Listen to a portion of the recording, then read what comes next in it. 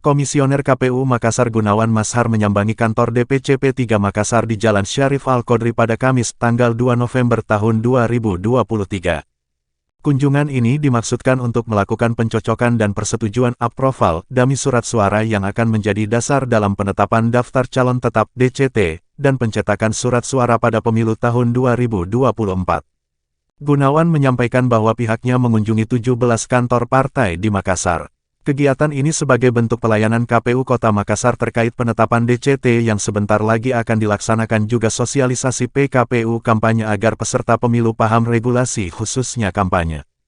Tujuan lain adalah, pihaknya ingin meminimalisir terjadinya sengketa pasca DCT ditetapkan dan diumumkan KPU. Ya, ini juga upaya kita untuk sengketa ya, karena ada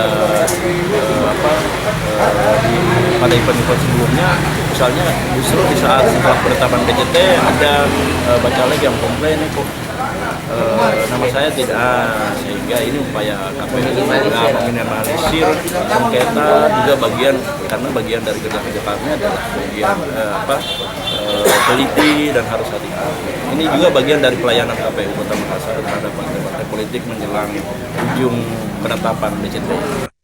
Ketua DPC P3 Makassar Mu Akbar Yusuf mengapresiasi KPU karena begitu cermat dan teliti dalam menjalankan tahapan pemilu 2024.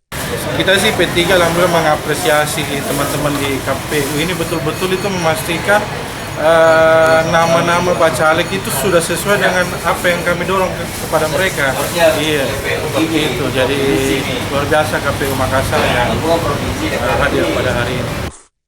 Sementara itu dari hasil DCS ke DCT ada perubahan nama caleg yang diajukan P3 Makassar, diantaranya Dapil 3 Makassar yang meliputi Kecamatan Biringkanaya dan Tamalan Rea.